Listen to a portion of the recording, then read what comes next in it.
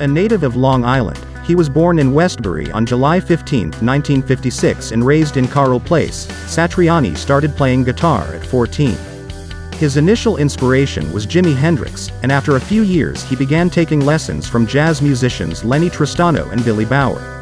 Satriani enrolled in Five Towns College and also began teaching guitar, taking his first notable student in Steve Vai, a musician who would soon be credited with stunt guitar on Frank Zappa records. Satriani headed out to Berkeley, California in 1978, supporting himself through teaching and beginning to gig with local bands. Over the next few years, he racked up what would prove to be an impressive roster of pupils, instructing Kirk Hammett, Charlie Hunter, Larry LaLonde, Kevin Cadogan, and David Bryson. Slowly, Satch gained bona fides as a musician himself, landing his first notable steady gig in the squares, self-releasing an EP in 1984 and then joining the Greg Kihn Band in 1986, just as the hits started to dry up for the power popper. The Kihn gig came at an opportune time for Satriani. He financed his full-length debut LP Not of This Earth through credit cards, and the regular performances helped him whittle down his debt.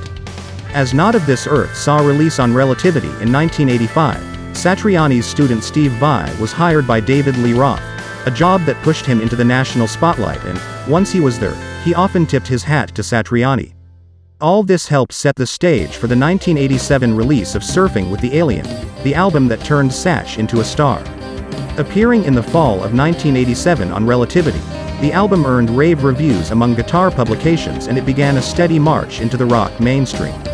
Over the next year, Satch Boogie and Surfing with the Alien charted on Billboard's mainstream rock chart, and the record climbed its way to 29 on the Billboard 200. Upon its release, it earned a gold certification from the RIAA, and it would be certified platinum, an unusual occurrence for an instrumental album. Satriani's sudden overnight success brought him considerable attention, including an offer from Mick Jagger to play guitar on the Rolling Stones singer's solo tour of Japan in 1988. The guitarist accepted and, after releasing the largely live EP Dreaming, set to work on his next album Flying in a Blue Dream. Released in 1989, the album contained a couple of cuts where Satriani sang lead, a mainstream concession that may have helped the record climb further in the charts. It peaked at 23, supported by the singles One Big Rush and Big Bad Moon, both reaching 17 on Billboard's mainstream rock chart. Ibanez's signature guitars followed, helping keep Satriani in the spotlight as he worked on his next album, 1992's The Extremist. Driven by the lyrical summer song, his biggest hit ever, it reached 5 on the mainstream rock charts. The Extremist peaked at 22, Satriani's highest ever position on Billboard. It later was certified gold by the RIAA. A year later, the largely archival Time Machine, a double-disc set that reissued the 1984 EP, some live tracks, and new cuts came along. Then Satriani headed out with Deep Purple in 1993, taking over the lead guitar slot from the absent Ritchie Blackmore. Satriani released a Glyn Johns-produced eponymous album in 1995, but the next big event in his career arrived in 1996 when he teamed with Steve Vai and Eric Johnson for G3, a tour designed to showcase the three guitar virtuosos.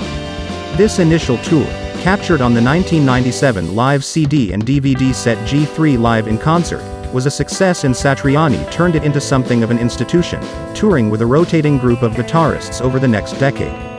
Crystal Planet, his seventh studio album, appeared in 1998. It peaked at 50 on the Billboard 200 and was certified gold in the United Kingdom. And then in 2000 Satch stretched himself with Engines of Creation, an album that bore hints of electronica.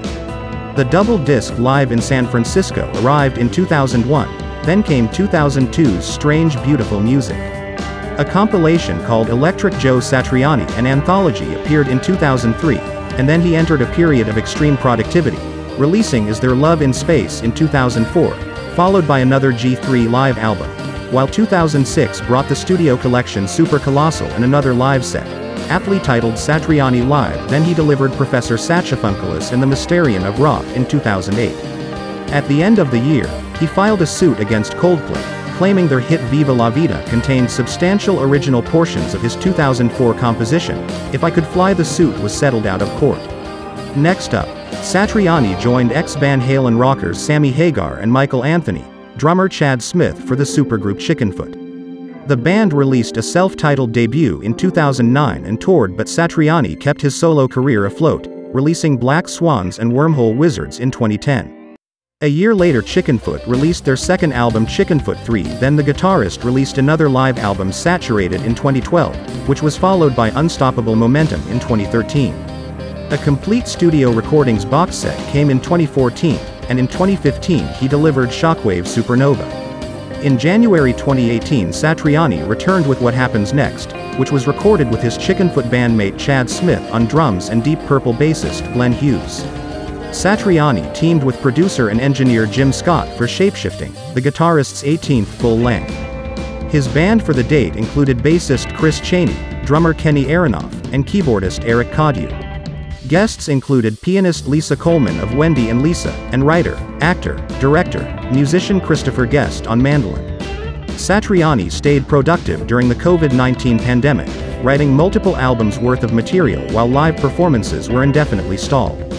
The first of these albums was 2022's The Elephants of Mars, which was preceded by the Sundays' droning first single Sahara.